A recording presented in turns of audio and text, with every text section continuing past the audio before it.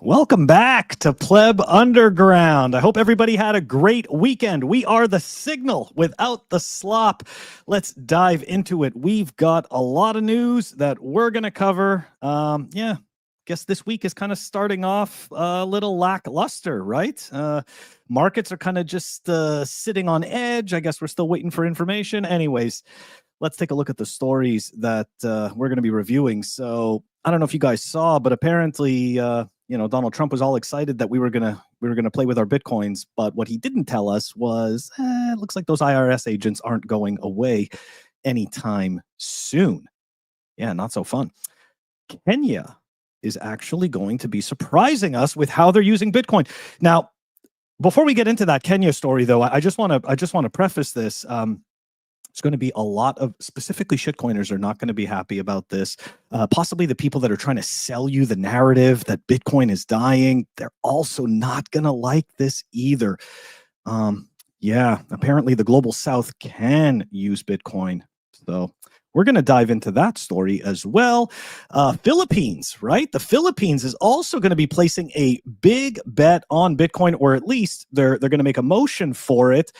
In-kind redemptions have begun. And in case you haven't been paying attention to the solo miner drama that's been going on, there's a little update here from the OSMU team. And I'm pleased to report it.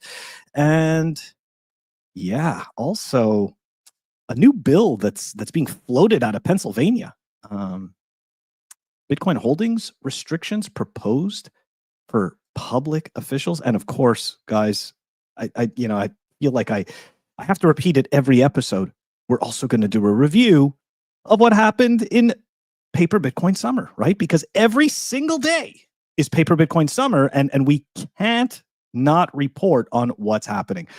Get ready, guys. Lots of news to go over, because on Friday we had an interview. We did an interview with Mike Tidwell. Came on the show. He is the organizer for TabConf. We will be at TabConf this year. All right. Going to show some love to the Pleb Underground sponsor, and we are going to be right back to dive into all the fun stories. Here we go. Pleb Underground is sponsored by Archimedes Emporium. Discover the pinnacle of precision engineering, starting with their Bitcoin logo wall clock, meticulously machined in Maine from a solid block of aerospace-grade aluminum, ensuring unparalleled durability and performance. Experience the difference of a product made without compromise. Head on over to Archimedes Emporium. All right. So, August 21st, IRS is canceling its layoff plans. It's going to ask some of its fired or pushed out to return. Oh, man, we thought the president was going to let us have fun with our Bitcoin. I guess not. Why would anybody think for a second that the collections department for a country is somehow going to lose its workforce? Like, you need to understand, right? When you look at the country, right? The IRS, that's the collections agency, right? That's the collections department of the U.S. corporation. Anyways, so the Internal Revenue Service is no longer planning to pursue layoffs as it seeks to rebuild parts of its workforce. The tax agency is now working to plug staffing holes with hiring, reassignments, and rescinding the administration's deferred resignation offer for some employees upon finding mission-critical staffing gaps. Almost like it was just a whole bunch of cosplay. Right? Just a whole bunch of cosplay. Who knows? Maybe it was, maybe it wasn't. All we know is those people aren't going anywhere. And I have yet to see a government reduce its own footprint. And again, especially the collections department of the government. We're so funny. Anyways, all right, moving on from the IRS stuff. Let's dive into the Kenya stuff. Here we go. Hey, good morning, Hard Hodl. There we go. Good morning, guys. All right, let's go take a look at the Kenya stuff. Early morning in Nairobi's Kibera informal settlement.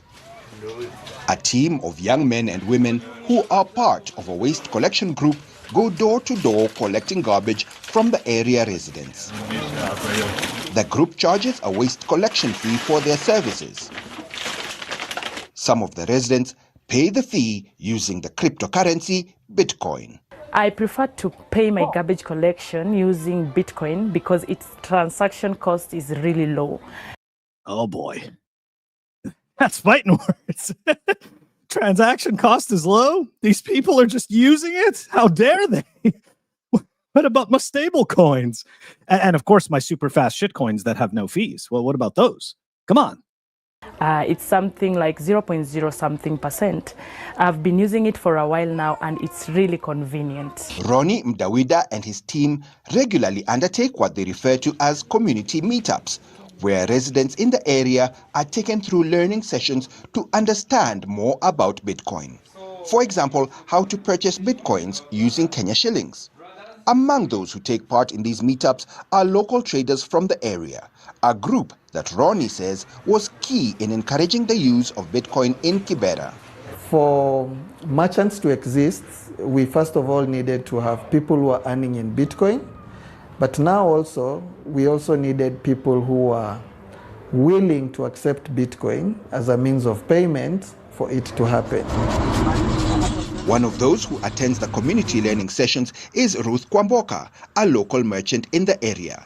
Ruth now also accepts Bitcoin as a form of payment from her customers. I own a general shop where I sell maize flour, wheat flour, bananas, oranges, and vegetables in particular. As a merchant, I have accepted this Bitcoin, and many people in my area, Kibera, also use this Bitcoin as a mode of payment, and they are able to pay for any commodity they need. Here, Okay, yeah, we're gonna stop it right there because it's just way too much destruction for the shitcoin use cases. I don't know I don't know how the hell they're gonna shill their stuff with all these poor people living in quote unquote third world countries that are just using Bitcoin easily. It's just absolutely wild.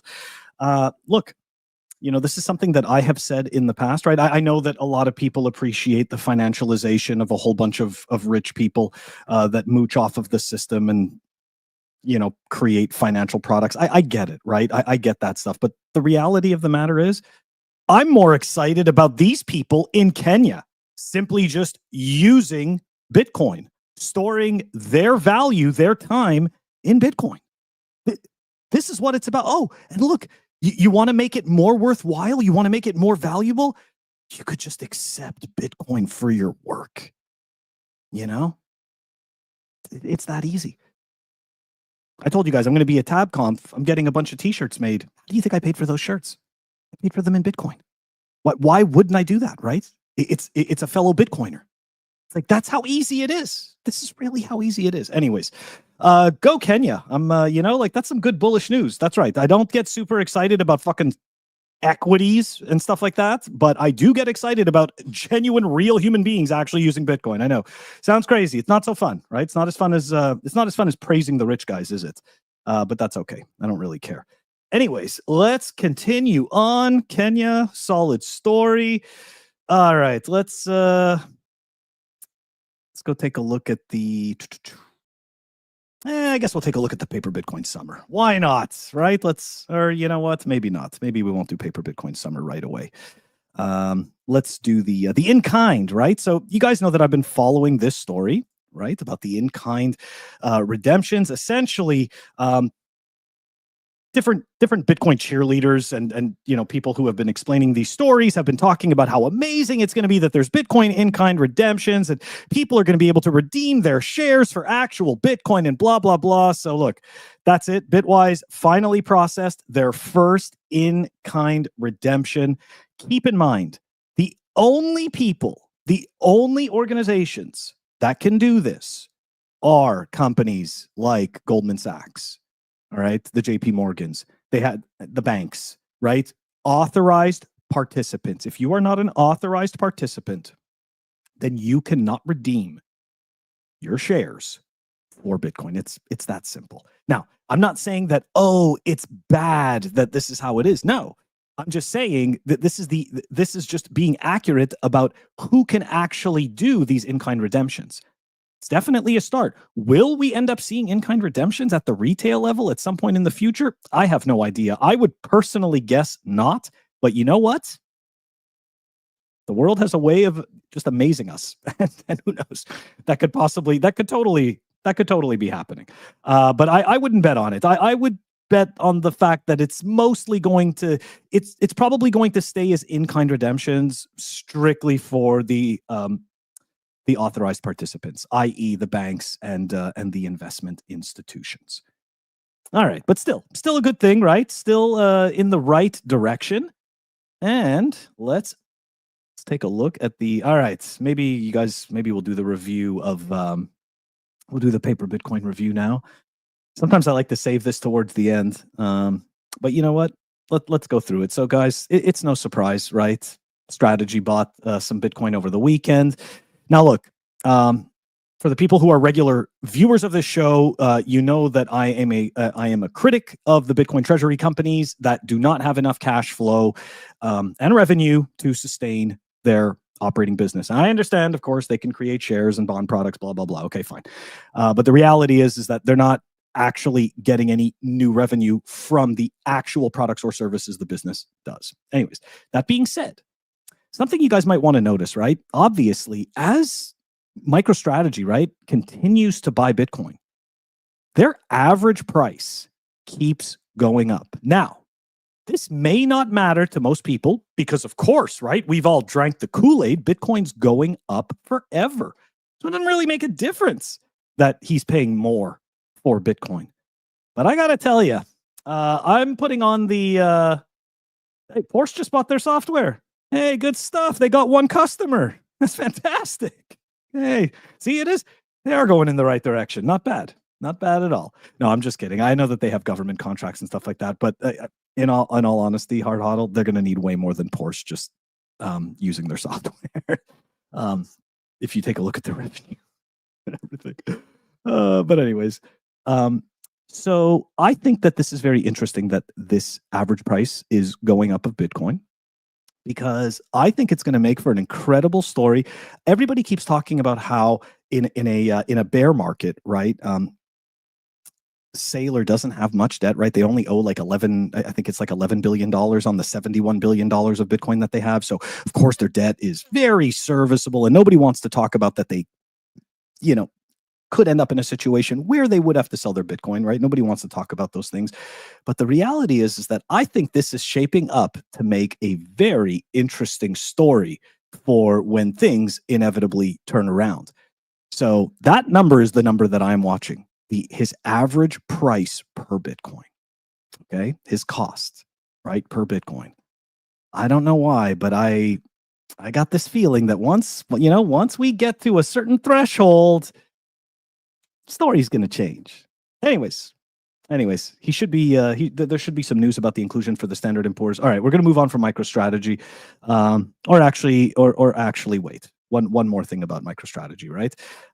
They are very close to being included in the S&P 500. That is something on the horizon, okay? And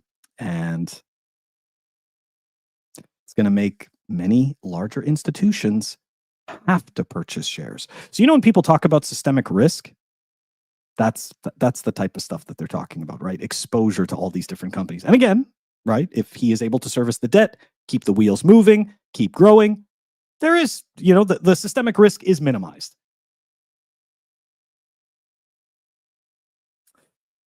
Yeah, Theodore, I got to be honest with you, based on everything they've actually documented, the very large holders, it's not individuals. Sorry. You go take a look at the authorized participants.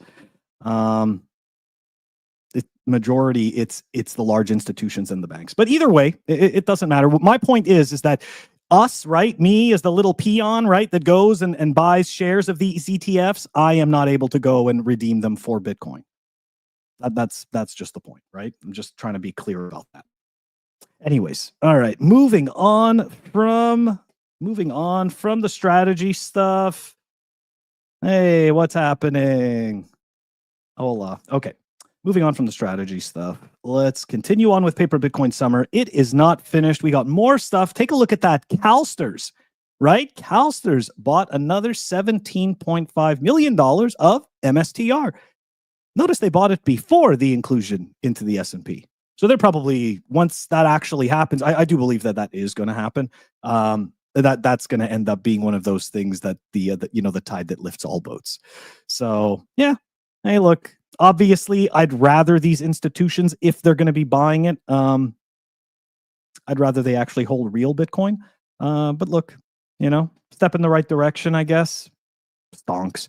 It's kind of funny, like 5-6 years ago, Bitcoiners, nobody would be cheering for stocks. It's like, but now all of a sudden, hey, it's all good because they're buying Bitcoin. Human hypocrisy is funny. Anyways, moving on. We've got $100 billion Swedbank AB increased its position in strategy. Look at that. More MSTR shares. Why not? Why not? More MSTR shares. Okay. And we're gonna take a look very quickly here. Hold on a second. This is kind of a weird one, guys. This is definitely a weird one. Pennsylvania state lawmaker proposes ban on public officials trading crypto, but it's not just trading, right? It's more than that. So let's dive into it. A Democrat representing District 182 in Pennsylvania's House of Representatives, Ben Waxman, has introduced legislation to prohibit elected officials from profiting off of cryptocurrencies while in office. Waxman introduced HB 1812 on Wednesday with 8 Democratic co-sponsors in response to what he called corruption perpetuated at the federal level by U.S. President Donald Trump. Pennsylvania lawmaker accused Trump of financially benefiting from crypto projects like his meme coin. Okay, that is true. Pushing policies to roll back federal oversight of crypto markets, shielding these schemes from scrutiny. Okay, fair enough, right? Can't disagree that shilling shitcoins, it should probably not be allowed to be done by public officials. However, that does bring into questions free market dynamics, right? So I wouldn't necessarily be a proponent for that. Maybe there's some type of like a happy medium, right? Maybe there's some type of a happy medium where public officials have to disclose their holdings within a certain window. Because if I'm not mistaken, as of right now, they don't actually have to, at least not to my knowledge. I mean, I know that we have the Pelosi tracker, but is that because they have to disclose their holdings? I don't think so. Anyways, look, I wouldn't be surprised if Elizabeth Warren is a proponent of this one. But yeah, I don't know how I feel about this one, right? Because to me, this is a matter of the individual, right? If me as an individual, I want to hold Bitcoin to be able to store my value into the future. So what? Because I've become a public servant, I am not allowed to store my value. I don't even know why I called them public servants. They're getting paid. They're not servants. It's such. I love the brainwashing of our words. Anyways, I don't know. I don't know how I feel about this one. I definitely think it's kind of a push in the wrong direction. Also, what does that say about the types of people that are going to go and decide to become public officials, right? I mean, we can already see what we have now, right? It is definitely not the noblest of people in our society that are desiring to rule over their fellow men and women, right? So I wonder what kind of behavior that's gonna breed if the people can't even go and hold Bitcoin, right, while they're in office. But I'm sure there'll be some kind of shenanigans and tricks that they can pull.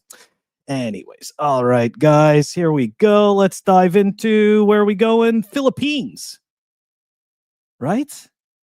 Take a look at that. So, Philippines, it's going to be a bill for a path to a strategic reserve.